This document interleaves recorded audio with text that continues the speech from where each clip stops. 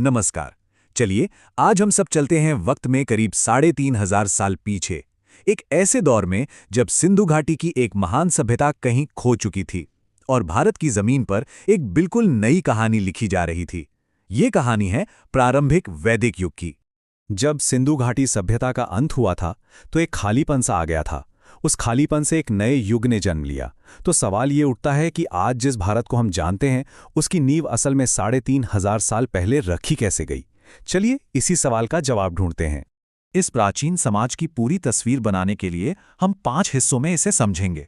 पहले जानेंगे कि ये लोग कौन थे, फिर देखेंगे कि उनकी राजनीति कैसी थी, उनका समाज कैसा था, उनकी अर्थव्यवस्था किस चीज पर टिकी थी और आखिर में वो किन देवताओं को पूजते थे। तो सबसे पहला सवाल, इस नई दुनिया को बनाने वाले लोग आखिर थे कौन? इतिहासकार इन्हें इंडो आर्यंस के नाम से जानते हैं और इनकी कहानी से ही भारत की एक नई कहानी की शुरुआत होती है। ये टाइमलाइन हमें बिल्कुल सही जगह पर ले आती है। देखिए, सिंधु घाटी सभ्यता के खत्म होने के ठीक बाद यानी करीब 1500 से 1000 ईसा पूर्व के बीच का जो समय है वही है प्रारंभिक वैदिक युग। इसे ऋग्वैदिक युग भी कहते हैं क्योंकि दुनिया के सबसे पुराने ग्रंथों में से एक ऋग्वेद इसी दौरान रचा गया था।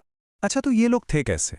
ये अर्ध खानापदोष थे, मतलब एक जगह टिक कर नहीं रहते थे, अपने पशुओं के साथ घूमते रहते थे और इन्होंने अपना घर बनाया उस इलाके में जिसे ऋग्वेद में सप्त सिंधु प्रदेश यानी 7 नदियों की धरती कहा गया है।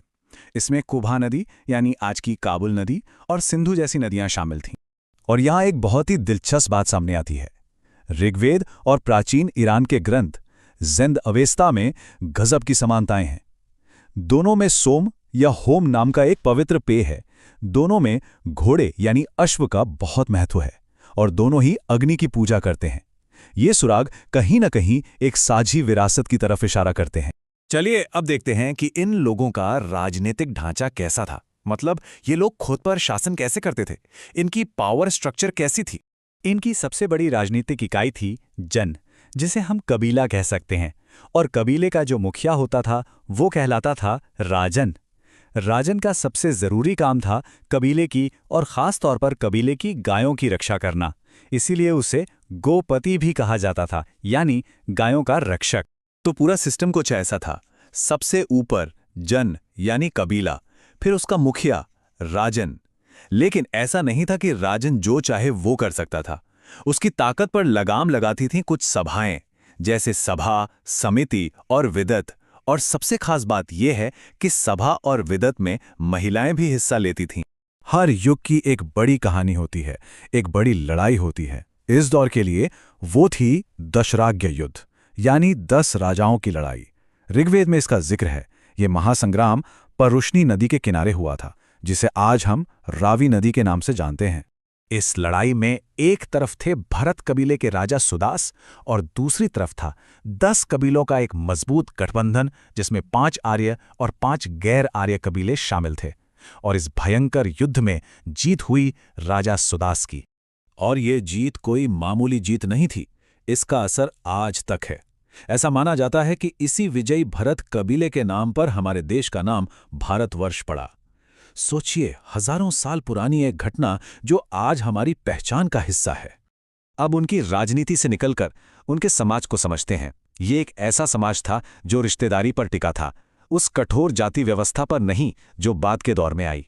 समाज की जो बुनियाद थी वो थी कुल, यानी परिवार, जिसका मुखिया पिता होता था। फिर कई परिवार मिलकर बनाते थे एक विश, यानी वंश, और कई वंशों को मिलाकर बनता था एक जन, यानी कबीला। ये एक सिंपल और ऑर्गेनिक स्ट्रक्चर था। हाँ, समाज में भेद तो था, जो वर्ण यानी रंग और पेशे पर आधारित था, लेकिन ये व्यवस्था जन्म पर आधारित और कठोर नहीं थी, बहुत लचीली थी।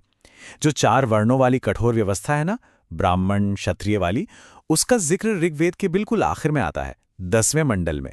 इससे पता चलता है कि यह सिस्टम बाद में विकसित हुआ। तो कुल मिलाकर देखें तो समाज काफी हद तक बराबरी पर आधारित था। ज्यादातर लोग एक ही शादी करते थे। महिलाओं की हालत भी काफी अच्छी थी, वो सभाओं में शामिल होती थीं और उस दौर में सती प्रथा या बाल विवाह जैसी कुप्रथाओं का कोई नामो निशान नहीं था। अब बात करते हैं अर्थव्यवस्था की, जो पूरी तरह से पशुओं पर, खासकर गायों पर निर्भर थी। यहाँ दौलत का मतलब सोना चांदी या जमीन नहीं, बल्कि मवेशी थे। इस बात का सबसे बड़ा सबूत एक शब्द है, गविष्ठी। ऋग्वेद में युद्ध के लिए यह शब्द इस्तेमाल हुआ है और इसका मतलब है गायों की खोज। मतलब ये कि गायें इतनी कीमती थीं कि उनके लिए बड़ी बड़ी लड़ाइयां तक हो जाती थीं। तो जरा सोच कर देखिए, एक ऐसी दुनिया जहां आपकी अमीरी इस बात से तय होती है कि आपके पास कितनी गायें हैं। व्यापार के लिए सिक्के नहीं, बल्कि चीजों का लेन देन होता है। राजा कोई पक्का टैक्स नहीं लेता, लोग अपनी मर्जी से उसे बलि नाम की भेंट देते हैं। और धातु की बात करें तो तांबा और कांसा तो था, लेकिन लोहा अभी इनकी दुनिया में नहीं आया। और आखिर में बात करते हैं उनके धर्म और विश्वास की। ऋग्वैदिक आर्यों ने प्रकृति की ताकतों को ही देवता मान लिया था। आग, पानी, हवा, बारिश, ये सब उनके लिए पूजनीय थे। उनके सबसे बड़े देवता थे इंद्र, बारिश और युद्ध के देवता, जिन्हें पुरंदर यानी किलों को तोड़ने वाला भी कहा गया है। ऋग्वेद में सबसे ज्यादा 250 सूक्त उन्हीं को समर्पित हैं। दूसरे नंबर पर थे अग्नि, जो इंसानों और देवताओं के बीच मैसेंजर का काम करते थे। और तीसरे थे वरुण, जो कॉस्मिक ऑर्डर यानी दुनिया के नियमों के देवता थे। और यहाँ ये समझना बहुत जरूरी है कि उनकी पूजा का मकसद मोक्ष या आध्यात्मिक शांति पाना नहीं था। उनकी प्रार्थनाएं बहुत प्रैक्टिकल होती थीं।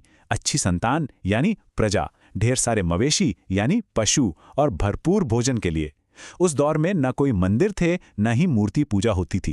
तो हम कह सकते हैं कि प्रारंभिक वैदिक युग एक तरह की सांस्कृतिक भट्टी थी, जिसमें राजनीति, समाज और धर्म की वो बुनियाद तैयार हुई जिसकी गूंज हमें आने वाले हजारों सालों तक सुनाई देती है। ये वो ब्लूप्रिंट था जिस पर आगे की सभ्यता का निर्माण होना था।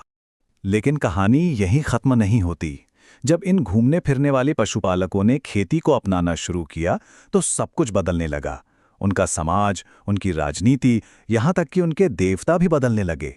पर यह बदलाव कैसे हुआ, ये एक अलग कहानी है जिसे हम जानेंगे अगले विश्लेषण में।